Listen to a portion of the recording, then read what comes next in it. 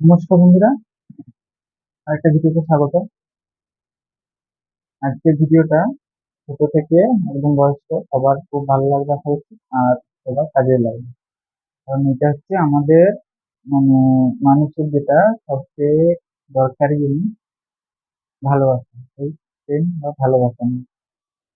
এটা হচ্ছে art of loving, মানে ভালোবাসা বা প্রেমের শিল্প নিয়ে। জার্মান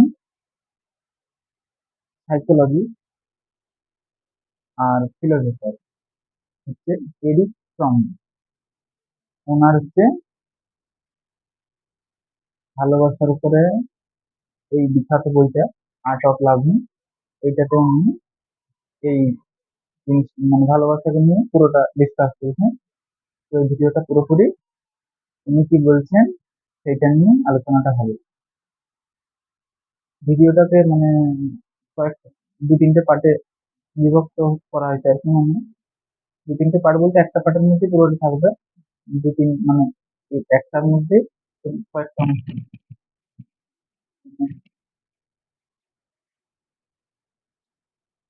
একটু 1 মিনিট মাইকটা পড়িয়েছি।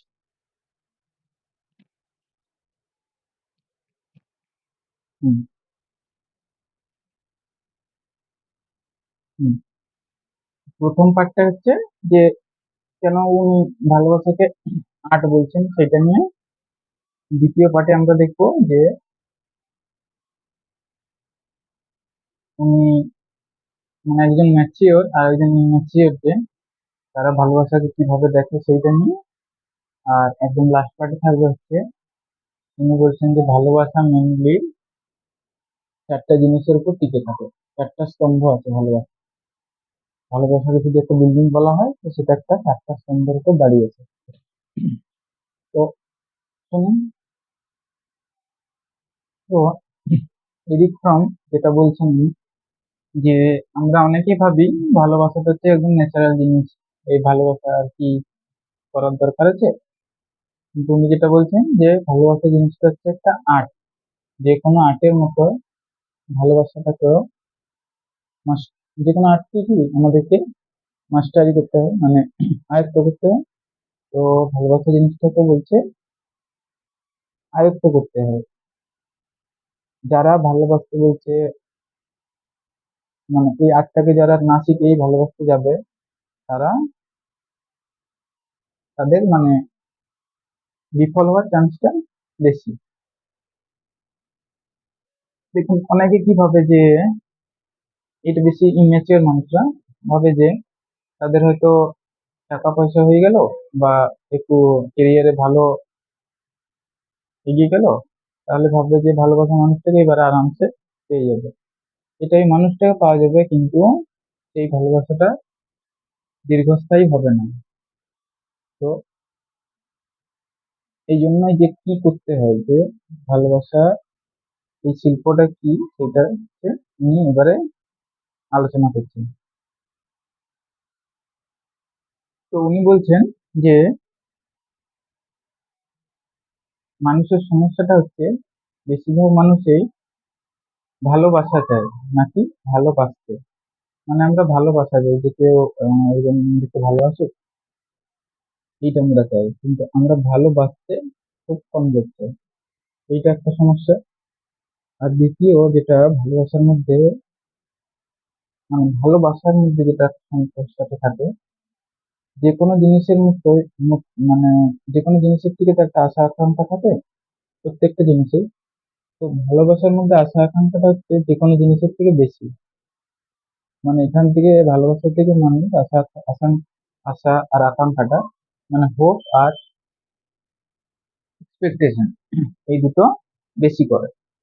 এটা হচ্ছে একটা সমস্যা। এরপর উনি বলছেন যে মানে ভালোবাসার তিনটা স্টেজ আছে: falling in love, standing in love, আর হচ্ছে পার্মানেন্ট স্টেট অফ লাভ। মানে একটা তো হচ্ছে প্রেমে পড়া বা ভালোবাসা, আর একটা হচ্ছে সেখানে থাকা, স্ট্যান্ডিং মানে দাঁড়িয়ে থাকা, মানে একটা যদি স্টেজ ভাবা হয়। আর একটা হচ্ছে পার্মানেন্ট, মানে যেটা সারা জীবনের জন্য স্থায়ী হয়ে যায়। এরপর আমরা যেটা যাব তাহলে হচ্ছে যেটা চারটা স্তম্ভের কথা বলেছেন আমি। ভালোবাসার চারটা স্তম্ভ আছে। এই চারটা স্তম্ভ কি কি? প্রথমে হচ্ছে কেয়ার। কেয়ার মানে কি? যত্ন করা। তাহলে হচ্ছে ভালোবাসার মানুষটাকে বলছি আমি যে অবশ্যই যত্নে রাখতে হবে।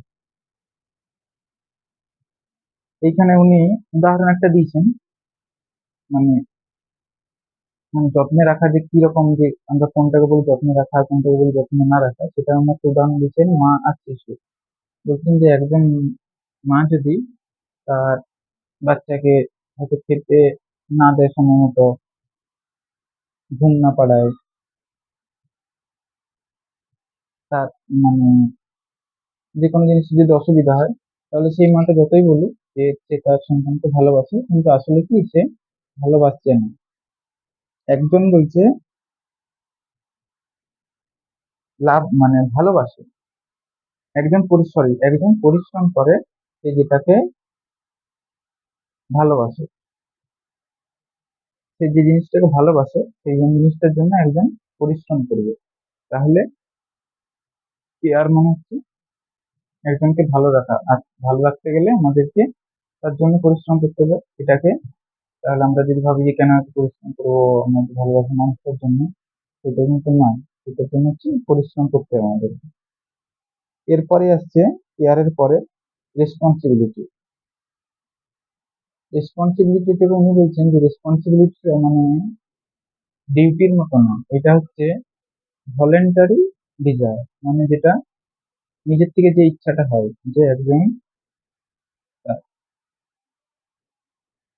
তার পার্টনার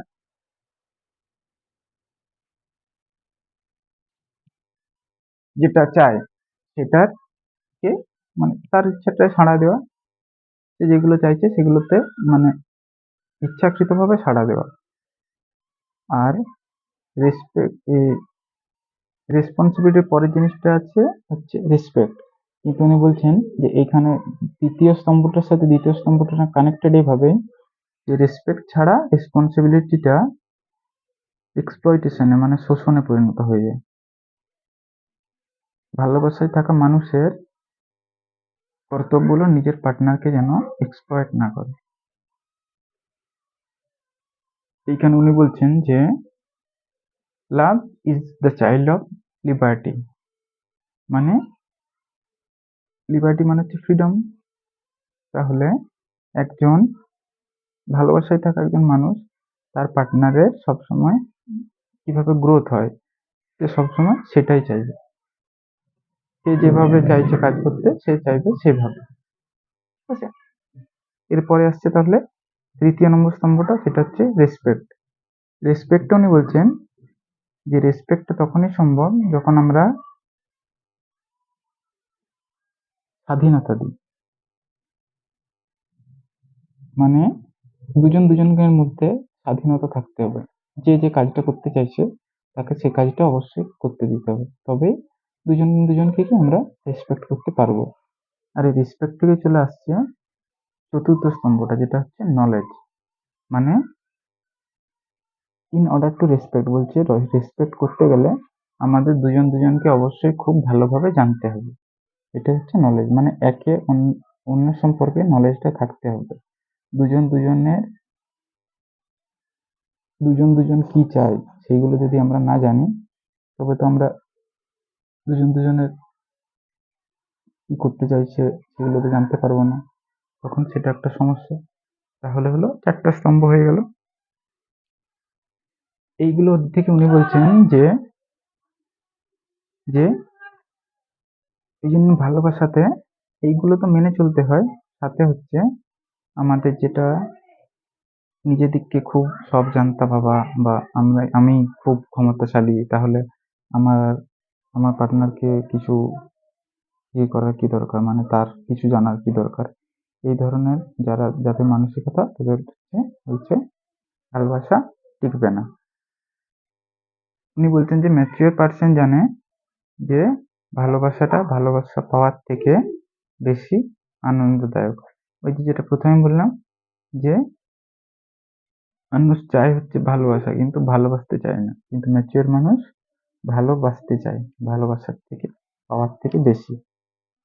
আবার দুটো উদাহরণ আছে, দুটো উদাহরণ নয়, দুটো মানে উনি ইম্যাচিওর আর ইম্যাচিওর, যে কিভাবে দুজন দুজনকে বলে, দুজন কি রকম বলে কথা সেইটা বলছেন। ইম্যাচিওর মানুষরা বলছে যে I love because I am love, মানে আমি ভালোবাসছি কারণ আমি ভালোবাসা পাচ্ছি। আবার I love you because I need you, মানে আমি তোমাকে ভালোবাসি কারণ আমি তোমাকে চাই। কিন্তু ম্যাচিওর মানুষ কথাটা এইটা হবে যে I am love because I লাভ,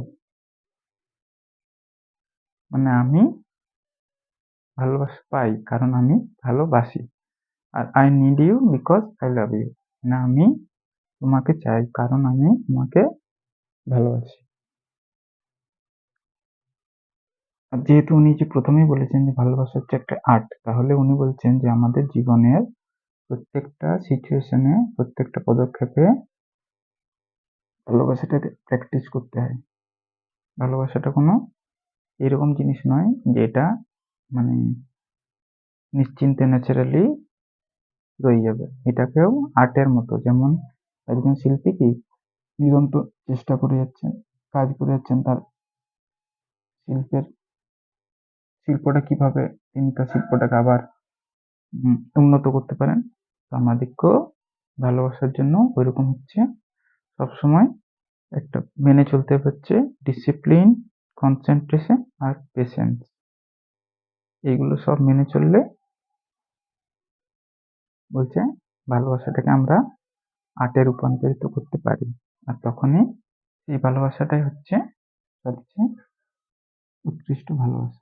এটা হচ্ছে একটা আর্টে পরিণত হয়ে গেছে। থ্যাংক ইউ বন্ধুরা।